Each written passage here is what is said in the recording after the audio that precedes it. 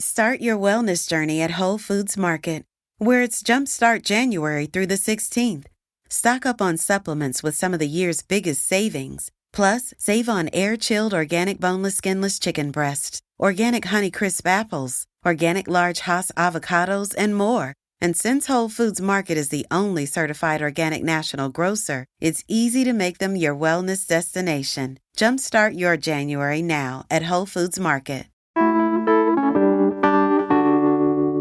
Since Oregon legalized recreational cannabis in 2014, the industry has gone through cycles of boom and bust. Recently, oversupply has caused prices to drop and local businesses are suffering. Adding to all that, legal cannabis farming continues to grow and negatively impact the legal market. But now the DEA is in talks with Congress about rescheduling the drug, which could change to the cannabis market on a federal level. So is it happening? Are we finally going to legalize it? Is Representative Earl Blumenauer finally going to get high? So today on CityCast Portland, we're talking with Willamette Week's Potlander column author Brianna Wheeler. She's bringing us up to speed with what's going on in the cannabis world and what it's going to take to save Oregon's cannabis industry. It's Thursday, January 11th. I'm Claudia Meza, and this is what Portland's talking about.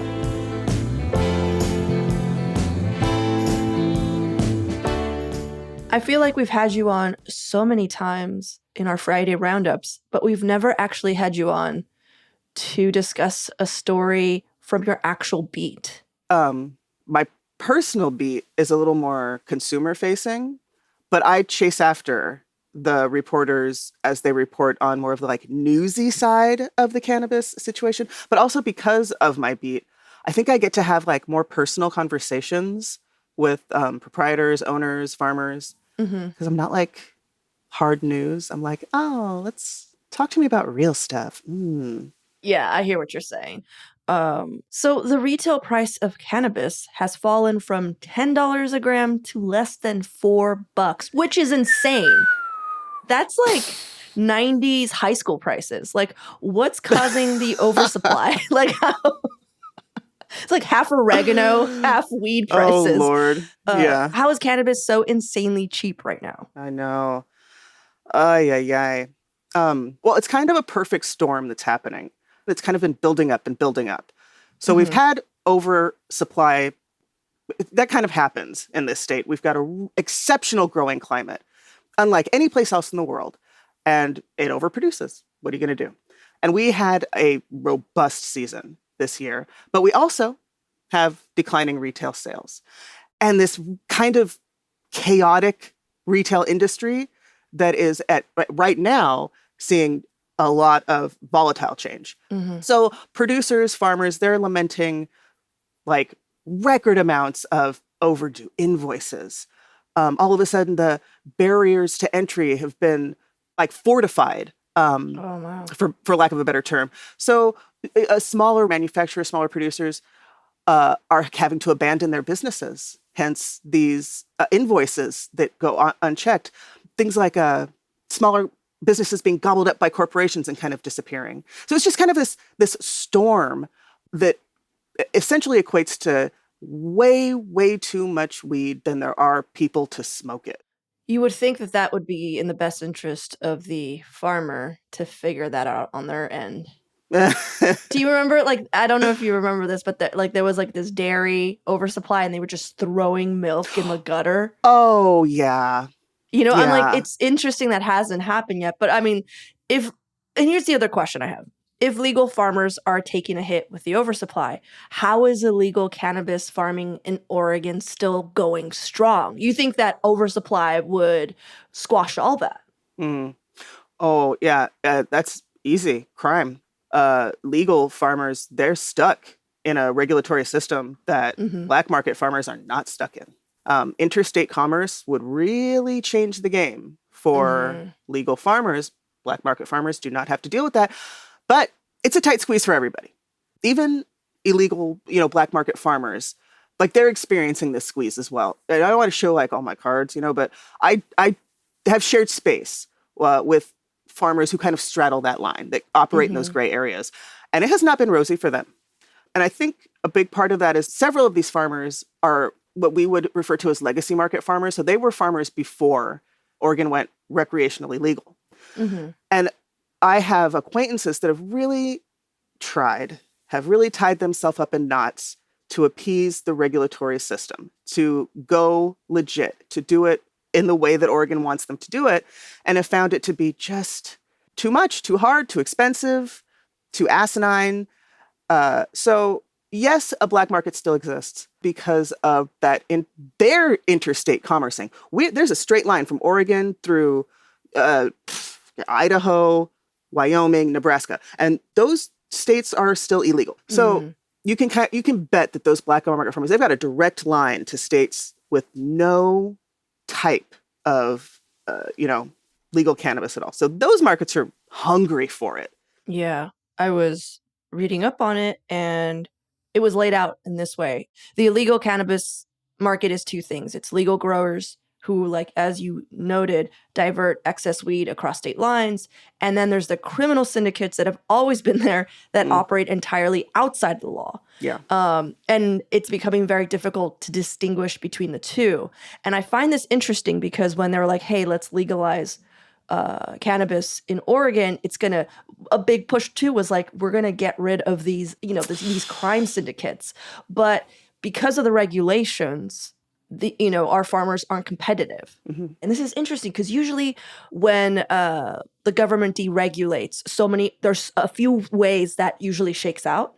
And mainly it's supposed to be so the customer has so there's more competition, the customer doesn't have to pay as much, right?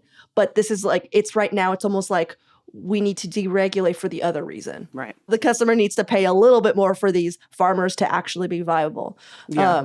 But I'm sure you've been following, there are many illegal operations that are in Southern Oregon because I feel like, Southern Oregon, Northern California, those are prime growing conditions. Yeah. There's nothing like that place in anywhere in the world. That biome specifically doesn't exist anywhere but that little pocket of earth. It's interesting.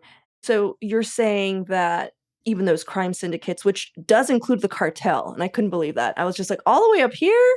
Oh my gosh, yeah. Right? Totally. You're like, what are you doing? Get out of here. They're also feeling the squeeze, or are they still just business as usual, the money's rolling in? Well, I don't, I'm not sharing space with cartels.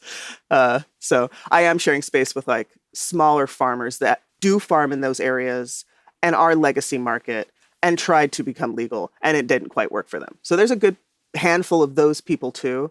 I'm not chasing after cartels to ask them questions about, how they're doing, financially. Are you sure you're not? No, I'm asking what. Well, not that I'm going to tell you. I'm asking what everybody else is saying about it.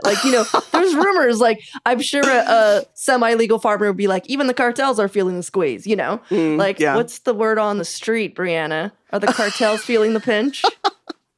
On my street, the cartels are far more concerned with their fentanyl imports and their hard drug imports because we decriminalized hard drugs. There's way more money to be made there. And I think that's what's happening. So even though I don't know that cannabis is that huge of a part of their money-making scenario. Mm-hmm. But it's still out there. Totally. I mean, all the reasons that you just said was why I was just they still have cannabis operations? Yeah. All right, well, let's take a quick break here. And when we come back, would legalizing cannabis federally actually help save the Oregon cannabis industry?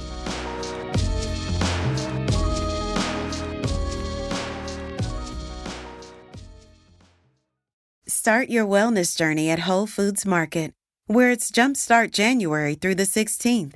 Stock up on supplements with some of the year's biggest savings. Plus, save on air-chilled organic boneless skinless chicken breasts, organic Honeycrisp apples, organic large Hass avocados, and more. And since Whole Foods Market is the only certified organic national grocer, it's easy to make them your wellness destination. Jumpstart your January now at Whole Foods Market.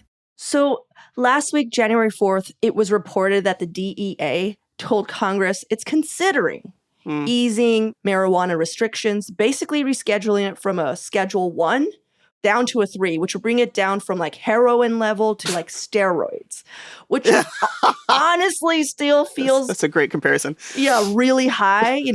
How would this impact the market in the future, you think? Like if that were to happen, because I feel like this is the DEA is being like, all right, like everyone's like, legalize it, and they're just like, what if we just did this thing? Like, is that enough? Is that going to help the issue we're in? Wild. It's so funny that the D's like, yeah, we're thinking about rescheduling. Meanwhile, most of the states have cannabis laws in place already. Like I said, there's like 5 states left that have no cannabis laws on the books.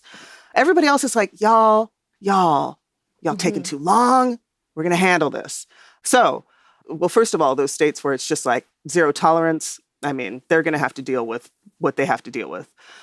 Ideally, at least limited access for medical patients as the eventual result of rescheduling with a drug that's regulated more like ketamine or codeine. But at least, So it would help those states. Basically, the states that don't even have legal cannabis would at least be able to have access to them within a medicinal form because like federally, it's okay. That's what I'm hearing. And there's only like 5 or 6 more states that Oregon and California farmers can possibly offload all of their oversupply to. Easy. But like, let's offload these oversupplies to, besides the states, everybody, because we got the best weed. But also, I want to note that type of cultural shift where it's just, it's Schedule 3 now. I think that the impacts that we're going to see are going to be mostly in politics, criminal justice, and then, of course, medicinal use and acceptance of cannabis as medicinal. But like political parties that are rooted in cannabis, like, cannabis justice, medical justice, social justice. So that could really open the field up politically because people could campaign on that then. Yeah, because like, hey, we already have it down to 3, possibly we could legalize it altogether. So on that tip, Earl Blumenauer and dozens of other lawmakers in both parties sent DEA Administrator Ann Milgram a letter back in October. So this is before the DEA was like, hey, how about we reschedule? But back in October, though, in all honesty, Blumenauer has been talking about this since the 70s. So back in October, they sent this letter calling for a full federal legalization. Obviously, that would be way better for the legal industry here in Oregon and California than just rescheduling down. But like, how much better? I mean, imagine if Oregon could export our weed like we export our craft beer. It would be game-changing for our economy. But also, these conversations have been happening for so long. Now that we're talking about it, here on this podcast, it's a big national conversation. However, we would still have to go through a process of FDA approval. And that could take years, millions of dollars, application fees. Oh, man. More regulation. Yes. Regulation is definitely like strangles the industry as it is. So the idea of, federally legal cannabis, really putting this area of America, really increasing its ability to like really fucking cash in, really blowing up the economy in a great way. Or we're going to be faced with what we were faced with during our original green rush, where some people are going to get super rich. Some people are going to get super exploited. So while we're having this conversation about federally legal cannabis, I feel like it's important as an Oregonian, as a cannabis enthusiast, that we stay kind of out front of it and we stay advocating for the industry that we want. And we just get really loud about it. If we figure out a way to make it amazing for our economy and not like 5 people that come here and buy, all of Southern Oregon, and 2 dudes get rich, which could very much happen. It would have to be up to the state in a sense to make sure that doesn't happen. Yeah. State regulators would have to figure that out to make sure that, it's just not another thing that brings down our farmers. Exactly. Well, before we wrap up, I was just curious, what's your favorite strain? Ooh. Oh, now, I ain't got no type. I love them all. Okay, a strain recommendation. Across the board all the time, Tangy phenotypes are mwah. If you want to kind of like go up a little, like I got to clean my house. I got to scrub the bathtub, whatever. You want to go to sleep? Blueberry. Smoke you some blueberry. Blueberry phenotype. Yeah. So are you saying Tangy is more like sativa and blueberry is more like indica? Yes, but we're like, there's a conversation in the cannabis industry that's like, we're kind of more hybrid. It's like gender, man. And Oh, it don't I mean see. nothing. Yeah. You might have been born from these things. You might have been born this, but it doesn't make you that or whatever. You know, and also. This is the most interesting conversation. Sorry. The moment you brought gender into strain, I'm just like, hold up. I actually identify as an indica. I know that I am 7% sativa, but I'm very mellow. So, okay, go on. Sorry, I didn't mean to interrupt. You were making me happy inside with this analogy. Go on. It's all just to say that because I experienced Tangy one way does not mean that you're going to experience Tangy one way. Same thing with blueberry. And so these names like indica, sativa, it doesn't really mean anything because our endocannabinoid systems, which we all have, they all interact with cannabis in different ways. It's all about your body chemistry and what works with you. Mm-hmm. Yeah, well, thank you so much, Brianna. As always, it's a pleasure. Heck yeah, anytime.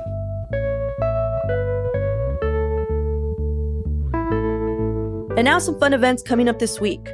This Friday, OMSI is kicking off its annual Studio Ghibli Film Fest. Opening night features the 40th anniversary of Miyazaki's Nausicaa of the Valley of the Wind.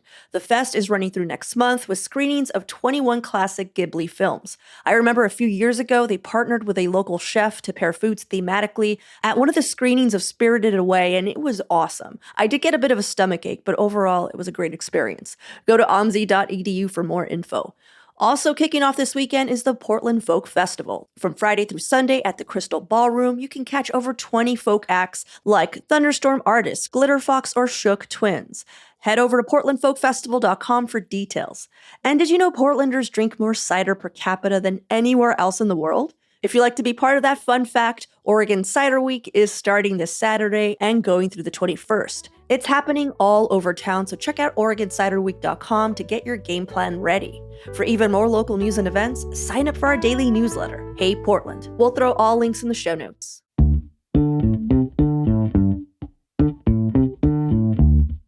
Well, that's all for today here on CityCast Portland. Thanks so much for listening. We'll be back tomorrow morning with more from around the city. Until then, see you at Slim's.